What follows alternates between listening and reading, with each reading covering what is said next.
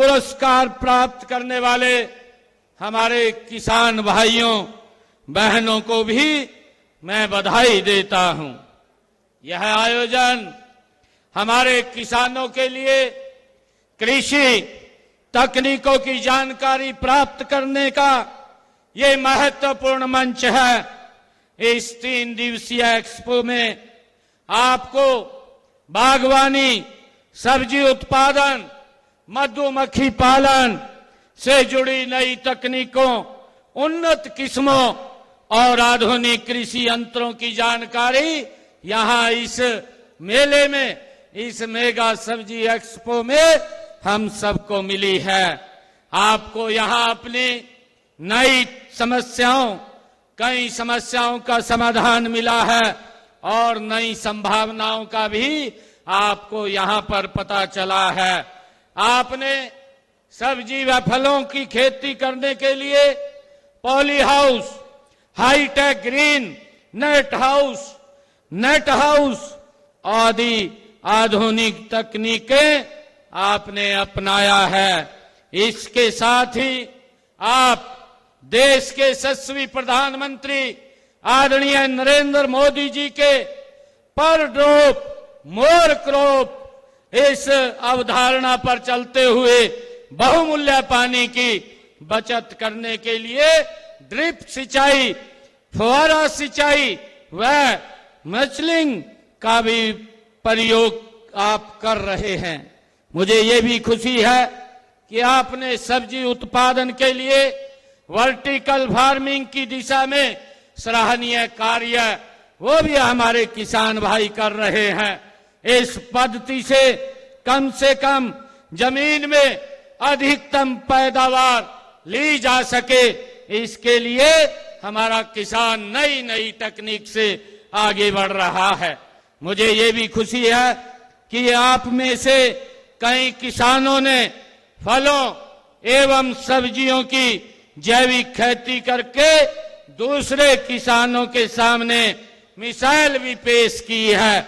आपने करके दिखाया है कि रासायनिक उर्वरकों, खरपतवार नाशक दवाइयों व कीटनाशकों के इस्तेमाल के बिना फलों सब्जियों की अच्छी पैदावार कैसे की जा सकती है, इसका भी आप एक उदाहरण हैं। आपको गौ आधारित खेती को भी अपनाया है जो हमारी प्राचीन परंपरा है। मैंने 2025-26 में बजट में देसी गाय की खरीद के लिए दी जाने वाली अनुदान राशि जो पहले हमने 25,000 रुपए किया था, अब उसको बढ़ा करके 30,000 रुपए करने का हमने प्रस्ताव किया है। इसके लिए प्राकृतिक खेती करने की सीमा को भी 2 एकड़ से कम करके 1 एकड़ करने का हमने अभी बजट में ये प्रावधान किया है। मुझे ये भी खुशी है कि आप जैसे प्रगतिशील किसानों भाई फलों व सब्जियों की खेती से लाखों रुपए की इनकम आप कर रहे हैं। यह कमाल ऐसे ही नहीं हुआ है, आपने खेती में कठोर मेहनत करके इसको आगे बढ़ाया है। परंपरागत व आधुनिक तकनीक का प्रयोग आपने किया है, नवाचार को आपने अपनाया है। आप में से कई किसानों ने लीक से हट करके उपभोक्ताओं तक सीधे अपने उत्पाद पहुंचाने का काम भी हमारे किसान भाई कर रहे हैं। इसके साथ आपने फलों व सब्जियों में वैल्यू एडिशन का भी काम किया है, जिससे आपकी आमदनी बढ़ी है। खेती और किसान हरियाणा सरकार की नीतियों के केंद्र बिंदु में है। हमारा प्रयास है कि किसानों की खेती प्रक्रिया में हर कदम पर मदद मिले, यानी बुआई से पहले और बुआई के बाद भी और फसल कटाई के बाद भी।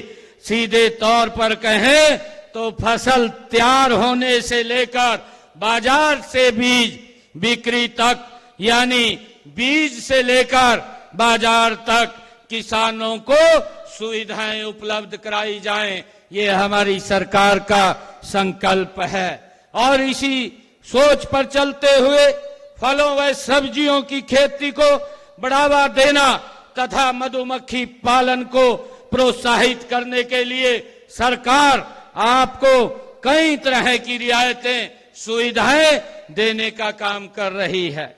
मुझे ये भी खुशी है कि वर्तमान में हरियाणा में 2,40,000 एकड़ क्षेत्रफल में फल, सब्जियां, फूल और मसाले की खेती होती है।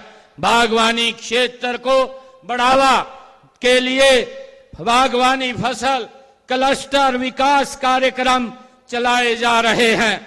इसके तहत 510 करोड़ रुपए, 36 लाख रुपए की लागत से 140 फल एवं सब्जी संग्रह एवं पैक हाउस स्थापित किए जा रहे हैं, जिससे हमारे किसानों को, जो हॉर्टिकल्चर का किसान है, उसको बड़ा लाभ इसके माध्यम से मिलेगा।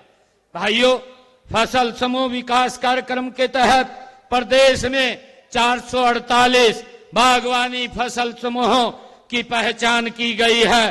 प्रत्येक क्लस्टर में 300 किसान सदस्यों के साथ एक एफपीओ का गठन किया जा रहा है। इसके अलावा प्रत्येक क्लस्टर में आपूर्ति श्रृंखला, बागवानी उपज के विपणन और किसानों को सीधे बाजार से जोड़ने के लिए एक एकीकृत पैक हाउस स्थापित किया जा रहा है।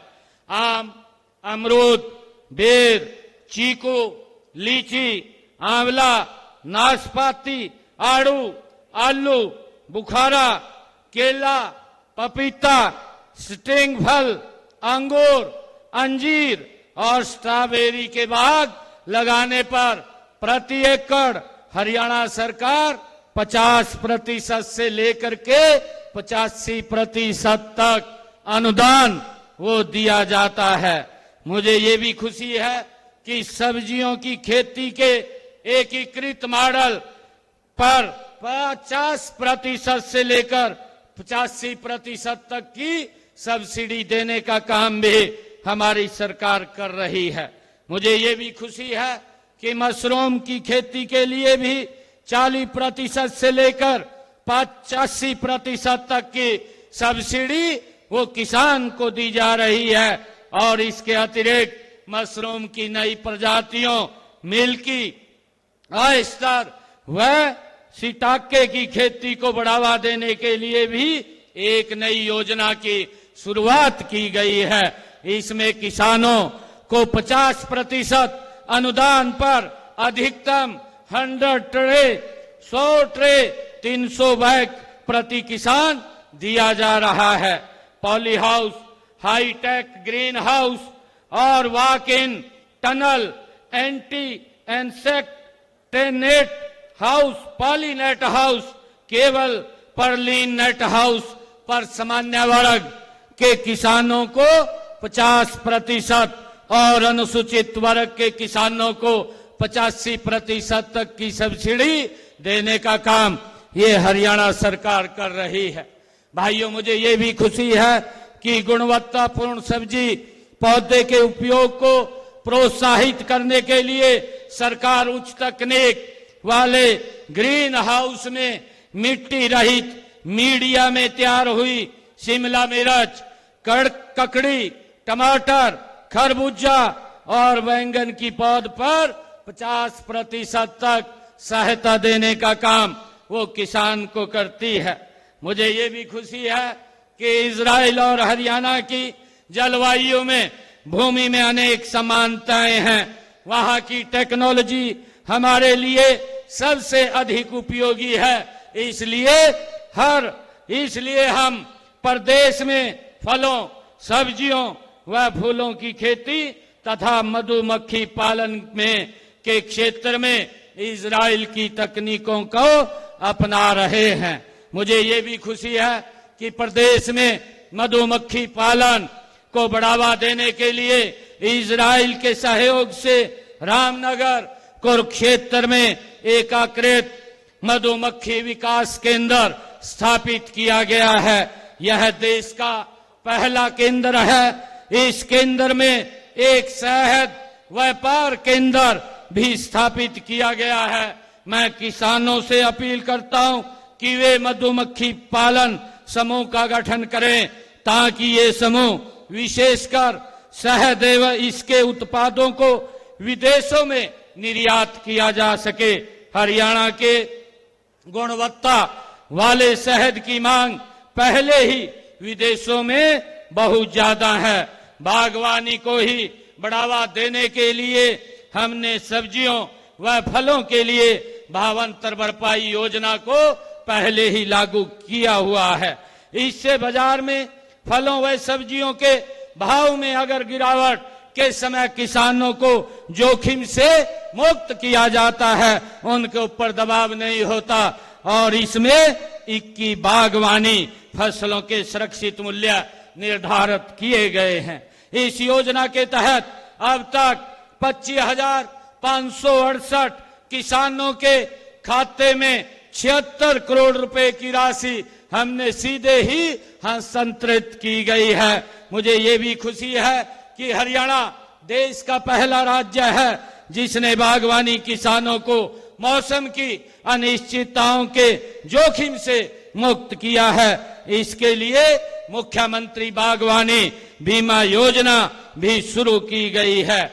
इसमें भी बागवानी की 21 फसलों शामिल की गई हैं। इस योजना के तहत बीमित राशि सब्जियों फलों के लिए 40,000 रुपए प्रति एकड़ व मसालों के लिए 30,000 रुपए प्रति एकड़ है।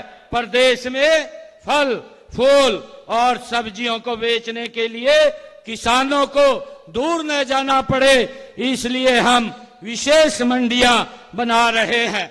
आप सब जानते हैं कि हमारे यहीं पड़ोस में गन्नौर में 2600 करोड़ रुपए की लागत से अंतर्राष्ट्रीय फल एवं सब्जी मंडी यहां पर बनाई जा रही है। इसके अतिरिक्त हमने पिंजौर में सेब मंडी और गुरुग्राम के अंदर फूल मंडी और सोनीपत के अंदर मसाला मंडी स्थापित की जा रही है, जिसका मेरे किसान को लाभ मिले और उसको नजदीक में ही अच्छी मार्केट उपलब्ध हो। हमारी सरकार गति से इसको बढ़ाने का काम कर रही है।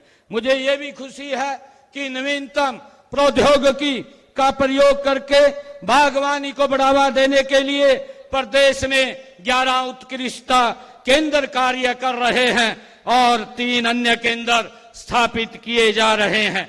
आगामी वित्त वर्ष में अंबाला में लीची के लिए, यमुनानगर में स्ट्रॉबेरी के लिए और हिसार में खजूर के लिए 3 नए उत्कृष्टता केंद्र स्थापित करने का सरकार का प्रस्ताव है। जल्दी ही यहाँ पर अपने किसानों को, चाहे वो स्ट्रॉबेरी का किसान है, चाहे लीची का किसान है, चाहे वो खजूर का किसान है, ताकि उसको लाभकारी मूल्य मिले, उसके लिए 3 नए उत्कृष्टता केंद्र स्थापित करने का हमारी सरकार काम करेगी, ताकि मेरे किसानों की इनकम बढ़े और वो हॉर्टिकल्चर के अंदर ज्यादा से ज्यादा जा सकें। मुझे ये भी खुशी है कि बागवानी में क्षेत्रीय विशिष्ट अनुसंधान आवश्यकताओं को पूरा करने के लिए हमने चांदसौली अंबाला में महाराणा प्रताप बागवानी विश्वविद्यालय द्वारा बागवानी अनुसंधान केंद्र वहां पर खोला है। बागवानी उत्पाद के निर्यात को बढ़ावा देने के लिए हिसार जो एयरपोर्ट पर 5 एकड़ भूमि पर एयर कार्गो के लिए एक गोदाम भी वहां बनाया जाएगा। हिसार में अमरूद के लिए अत्याधुनिक प्रसंस्करण व पैकेजिंग प्लांट तथा सिरसा में किन्नू उत्पादक किसानों के लिए एक जूस प्रसंस्करण संयंत्र स्थापित करने का भी हमने जल्दी निर्णय लिया है, ताकि मेरे किसान की इनकम बढ़े, मेरे किसान को लाभकारी मूल्य मिले। उसको लेकर के हम लगातार किसान की आय बढ़ाने में हमारी सरकार निरंतर काम कर रही है। भाइयों, आज मुझे ये खुशी है कि आज मैं आप लोगों के बीच में हमारे हॉर्टिकल्चर का जो किसान है आप लोगों के बीच में मैं आया हूं। मुझे आप लोगों को बताते हुए ये भी खुशी हो रही है कि हमने हॉर्टिकल्चर इस कृषि के बजट में अभी अपने इस आम बजट के अंदर हमने बढ़ोतरी की है। मुझे आप लोगों को बताते हुए कि बागवानी के क्षेत्र के अंदर हमने हरियाणा के अंदर 95.5% की बढ़ोतरी करने का निर्णय ये हमारी सरकार ने किया है।